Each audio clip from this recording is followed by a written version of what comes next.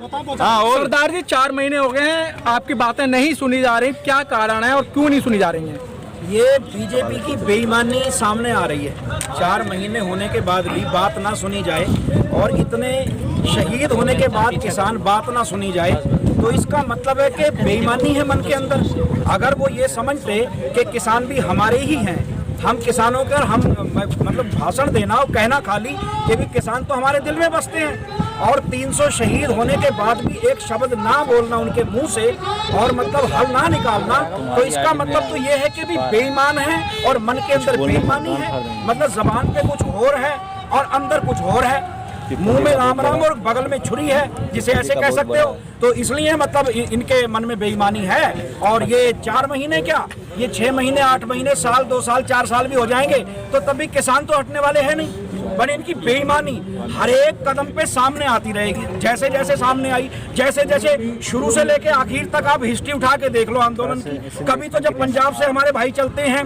तो पंजाबियों को कभी कुछ बोलते हैं, कभी हरियाणा वालों को कभी कुछ बोलते हैं, कभी कुछ बोलते हैं, फिर किसी को कभी कुछ बोलते हैं, कभी कुछ बोलते हैं। तो इनको सिर्फ नाम देने आते हैं और मन की बेईमानी जो है वो सामने होती है। और ये किसान तो जानते हैं कि धरती के अंदर जो बीज बीजते हैं ना, वो बीज एक दिन बाहर निकलता है। अगर गेहूं का बीजोगे, गन्ने का बीजोगे, किसी चीज का बीजोगे, तो इनके मन में जो बेईमानी बीजी हुई है ना, वो बेईमानी बाहर आ रही है। पाजी, आपने बीज की बात करी है, नई चीजों की बात करी है, लेकिन जो दिल्ली एनसीआर में जो मंदिर है ना, वहाँ एक नई विवाद शुरू हो गया। बोर्ड लगाया जा रहा है कि मंदिरों में सिर्फ हिंदू ही प्रवेश करें, मुस्लिम कोई भी एंट्री ना कर पाए। ये किस तरह की नई परंपरा डाल रहे हैं लोग? मैं इसका विरोध करता हूँ। मैंने वो वीडियो देखी है, मैं उनका विरोध करता हूँ, चाहे कोई भी हो, हिंदू हो, मुसलमान हो, सिख हो, ईसाई हो, कोई भी हो। और मैं आपके माध्यम से सबके ये कहना चाहता हूँ, देखो हम बचपन से ये चीज पढ़ते पाए हैं कि मजहब नहीं सिखाता आपस में बैर रखना। अगर कोई मजहब है, कोई भी धर्म है, कोई धर्म नहीं सिखाता, ये धर्म के ठेकेदार सिखाते हैं। जिन्होंने धर्म का ठेका लिया होता है वो इस ठेके पे अपनी रोटी सेकनी चाहते हैं। तो मैं यही कहना चाहूंगा, चाहे मंदिर हो, चाहे मस्जिद हो, चाहे गुरुद्वारा हो, चाहे गिरजाघर हो, कोई भी हो, ये हमारा भारत एक ऐसा गुलदस्ता है जिस गुलदस्ते में हर एक तरह का फूल है। यहाँ अजान की आवाज भी आती है, यहाँ पूजा की भी आती है, मंदिर की भी आती है, गुरुद्वारे की भी आती है। यहाँ टोपी वाला भी हमारा भाई है, पगड़ी वाला भी भाई है, तिलक वाला भी भाई है। तो हम सब खाली नारे ही लगाएंगे क्या कि हिंदू, मुस्लिम, सिख, ईसाई आपस में भाई भाई, खाली नारे तक ही सीमित रहेंगे? अगर हम खाली नारे तक सीमित रहेंगे तो हम बीजेपी से बढ़ के और कुछ भी नहीं है। फिर वही हो गया ना, जो वो खाली बोल कुछ रहे और कर कुछ रहे। तो इसलिए इस नफरत से मैं इसको ठेकेदारों से, चंद ठेकेदार, देखो कभी भी जो है, एक मैं आपके माध्यम से बात कहनी चाहता हूँ भाई, ध्यान से रखना। देखो मैं एक आपको शेर सुना देता हूँ। ना हिंदू हैं अच्छे, ना मुसलमान हैं अच्छे, ना सिख हैं अच्छे, ना ईसाई हैं अच्छे। थोड़ा सा आप ध्यान से सुनो। ना हिंदू हैं अच्छे, ना मुसलमान हैं अच्छे, ना सिख हैं अच्छे, ना ईसाई हैं अच्छे। दिल नेक हैं जिनके, वही इंसान हैं अच्छे। दिल नेक हैं जिनके, वही इंसान हैं अच्छे। तो भाई किसी धर्म को, अगर कोई धर्म वाला गलत कर रहा है तो उसको उस धर्म से मत जोड़ो, उसे हिंदू भी मत कहो। अगर मैं सिख होकर कोई गलती कर रहा हूँ तो मुझे सिख भी मत कहो, मुझे इंसान भी मत कहो। मैं इंसान से भी गिरा हुआ हूँ। अगर ऐसी हरकत हुई है तो वो इंसानियत से भी गिरी हुई हरकत हुई है। कोई धर्म हमें नहीं सिखाता कि पानी पीने को मनाही हो, कोई धर्म नहीं सिखाता हमें कि रोटी खाने को मनाही हो। अरे यहाँ भी तो हमारे हिंदू भाइयों के लंगर लगे हुए हैं, यहाँ भी तो हमारे सिख भाइयों के लंगर लगे हुए हैं, यहाँ भी तो हमारे मुसलमान भाइयों के लंगर लगे हैं। इसका मतलब है कोई ना कोई नफरत का बीज बीज रहा है और इस बीज को खोल के फेंकना पड़ेगा। सर, इलाहाबाद यूनिवर्सिटी है, उसकी उनकी कुलपति कहती हैं कि मुझे अजान से दिक्कत होती है, आवाज नहीं, मेरी नींद खराब हो जाती है, जबकि शिक्षा का मंदिर है। मैं आपको इसका जवाब मैंने अभी दे दिया है। देखो मैं फिर बोल रहा हूँ, कुछ चंद लोग हमें आपस में लड़ाना चाहते हैं। क्या हम लड़ेंगे? हमें नहीं लड़ना चाहिए। मैं फिर कह रहा हूँ, एक बात बताओ, आप कुरान को, गीता को, गुरु ग्रंथ साहिब जी को, बाइबल को, सब जगह पवित्र ग्रंथ सबके पावन ग्रंथ हैं, सब मानते हैं, अपनी अपनी जगह मानना चाहिए, सबको सीधा करना चाहिए। अब उनको एक जगह रख दो। आपको सवाल करता हूँ, आप कुरान, हिंदू, मुसलमान, सबके ग्रंथ, गुरु ग्रंथ साहब, सबको एक जगह रख दो। क्या वो कभी आपस में लड़ते हैं? अगर हमारे ग्रंथ नहीं लड़ते तो ग्रंथ को पढ़ने वाले क्यों लड़ते हैं? इसका मतलब है ग्रंथों को पढ़ाने वाले गलत पढ़ा रहे हैं। कभी नहीं ग्रंथों में किसी में ये लिखा हुआ कि ये वो फलाना है, ये ढिमका है। अरे हम भाई सब इंसान हैं। और मैं ये कहता हूँ आपके माध्यम से कि सबसे बड़ा अगर कोई धर्म है दुनिया के अंदर तो वो इंसानियत है। इंसानियत है। तो ये चंद लोग अगर कोई कह रहा अजान से तकलीफ हो रही है, कोई पानी पीने जा रहा है तो उसको मार रहे हैं, मैं इसकी कड़ी निंदा करता हूँ बहुत कड़ी शब्दों में। और इसी हमारे इस अज्ञानता की ही कमी से ये लोग राजनीतिक लोग हमें आपस में लड़ा के और भाई अपनी रोटी सेकते हैं, अपने वोट बटोरते हैं। तो हमें इसी से दूर रहना। सरदार जी एक तरफ नारा देते हैं कि बेटी बचाओ बेटी पढ़ाओ का नारा देते हैं, और बंगाल के अंदर एक बेटी पे सारे लोग विरोध करने पहुंच गए, उन पर अटैक करने पहुंच गए। इसको आप कैसे देखते हैं? मैंने शुरू में बोल दिया मैंने शुरू में बोल दिया कि मुंह में राम राम और बगल में छुरी। ठीक है, इसका मतलब ये है कि मैं कह कुछ रहा हूं और मेरे अंदर कुछ है।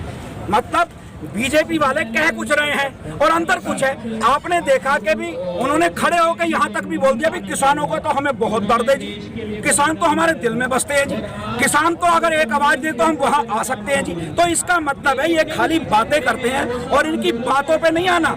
अगर ये बेटी बचाओ और बेटी पढ़ाओ का नारा देते हैं तो जब किसी गरीब की लड़की को आग के हवाले कर दिया गया, उसकी लाश उसके माता पिता को भी नहीं दी गई, तो क्या समझते हो?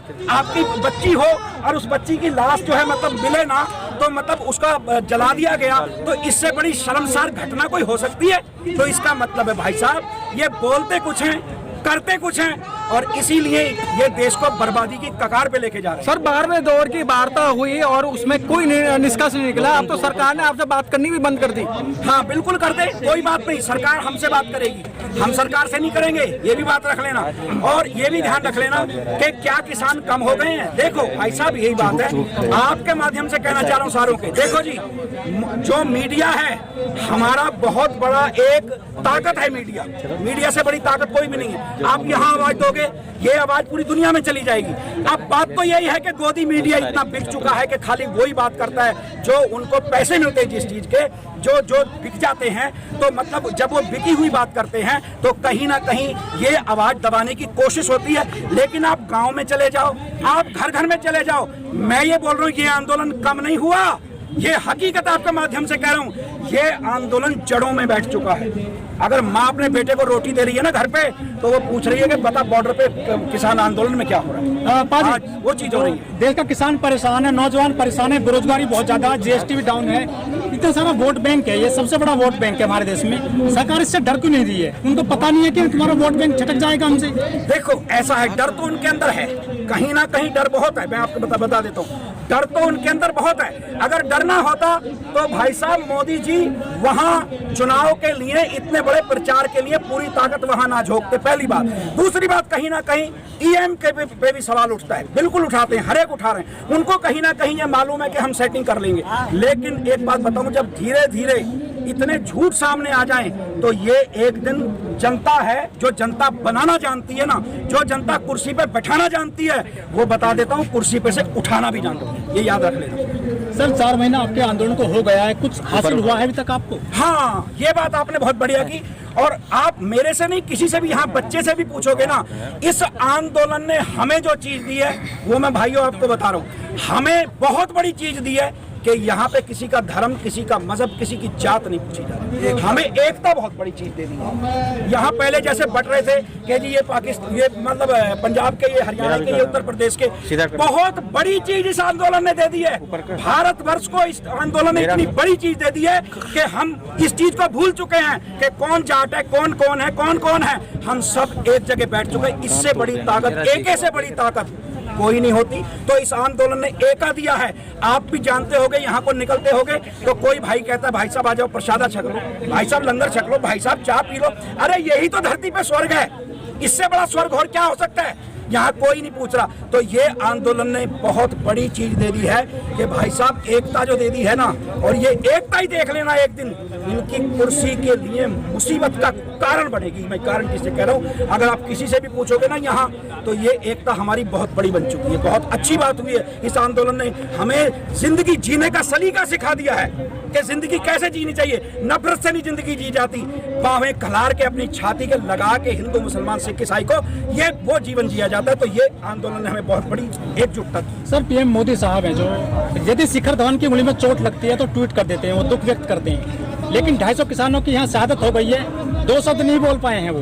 बिल्कुल 250 नहीं 300 से भी ऊपर किसान शहीद हो चुके हैं। आपके जानकारी के लिए बोल दूं, 300 से ऊपर शहीद हो चुके हैं। मैंने यही बात बोल दी। अगर उनको किसानों का दर्द होता, अगर मेरा कोई होगा तो मेरे से मेरी राजी खुशी पूछेगा ना, मेरा दर्द पूछेगा ना। इसका मतलब है वो किसी के नहीं है, बस वो पता है किसके, हम दो हमारे दो के, वो किसी के नहीं है, वो सिर्फ हम दो और हमारे दो के हैं। इसीलिए वो किसी को नहीं पूछ रहे, कोई मरे कोई जिए कोई कुछ हो, इसलिए नहीं पूछ रहे। अगर वो देश के प्रधानमंत्री होते, अगर वो सब किसानों के प्रधानमंत्री होते तो भाई साहब जरूर वो मतलब चिंता जाहिर करते। लेकिन वो हम दो और हमारे दो के हैं, वो तो बस हाथ पकड़ के यही बोलते कि वादा रहा जो तुम कहोगे मैं करता रहूंगा। तो भाई साहब ये बात हकीकत है।